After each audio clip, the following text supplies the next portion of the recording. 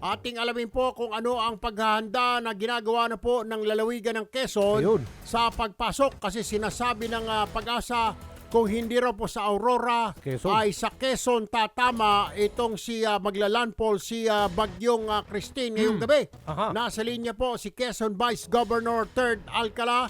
Magandang umaga po, Vice Gov Alcala. This is Erwin Tulfo and Aljo Bendio. Live po tayo sa Radyo Pilipinas at sa lahat ng mga social media platforms po ng Philippine Broadcast Service. Good morning, sir. Good morning po. Good morning po, Kong Erwin at sa lahat po nating mga tagapakinig. Magandang umaga po. Sabi po ng Pag-asa, Vice Gov, ay expect na po na tatama kung hindi po sa Aurora ay sa Quezon. Babagsak ang Christine, ang unang pagpasok nito, magla-landfall ngayong gabi.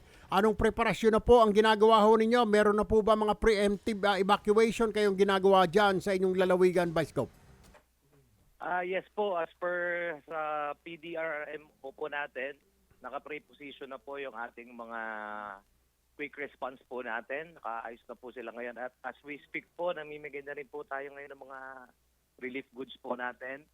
And highly operationalized na rin po yung ating mga evacuation centers. Different LGUs. Nakapag-coordinate na rin po ba ang DSWD Region 4 po sa inyo para kung ano man ang yung mga preposition goods para pag tumama ang bagyo bukas ng umaga, ay may makakain na po ang mga kababayan natin, Vice Gov? Opo, agara naman po nagpatawag agad si Gov Helen ng ating pong council at ngayon po ay naka-ready naman po. On-set naman po lahat, lagi naman po tayong nakatutok.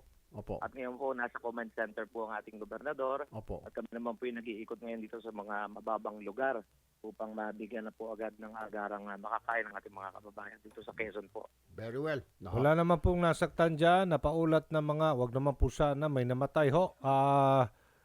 Vice Gov, dyan po sa Quezon, dahil dito kay Christine. Opo, wala naman po. Okay, Wala very naman po. good. Thank you.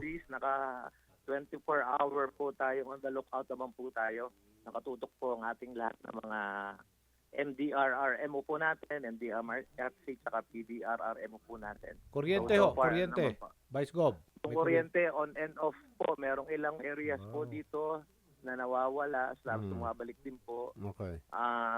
Pero as of the date ngayon po naman ay parang medyo stable naman po siya. Okay. Pero Naka-ready- nag-iikot pa rin po kami. Panghuli na lamang po, Vice Gov, naka-ready naman po ang ating mga rescue workers kasi po yung Bicol mukhang na-overwhelm sila, Oo, particular na bigla. sa Naga, nabigla po sila dahil sa dami, yung mga lugar na hindi binabaha ay suddenly binabaha. So, yung mga kababayan natin naipit sa kanilang mga Tama. bahay at gusto magpa-rescue pero kulang ang bilang ng mga rescue personnel natin at equipment. Ready po ba ang Quezon, Vice Gov?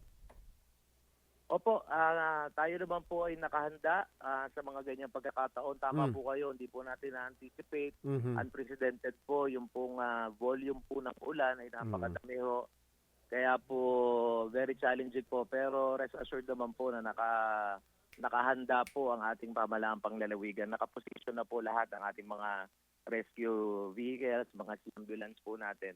Kumpleto naman po. So, nakatutok po tayo 24 hours. Sir, kuwan lang, abay nung nakaraan pumunta ako ng Tayabas, napakaraming mga truck doon at saka mga payloader. Aba, baka pwede nyo hiramin muna kay Mayora yon at kinakalawang na lamang ho doon at hindi naman nagagamit, ay baka pwedeng hiramin ninyo on standby ng province at magamit naman dahil sayang po yung binayad ng gobyerno ron at hindi nagagamit yung mga payloader, mga backhoe at saka mga dump truck. Pwede po pantulong yon sa evacuation. Gov. Opo, Kong Erwin, ating pong try po natin makapag-communicate sa LGU ng Tayabas. Ayaw. Kung pwede po natin magamit yun. Ayun. Kahit sa mga malalapit na lugar po. Tama po. Okay. Maraming salamat, Vice Governor 3rd Alcala. Good morning po. Magandang umaga po. Maraming salamat po. Mag-iingat po tayo. Mag-iingat po.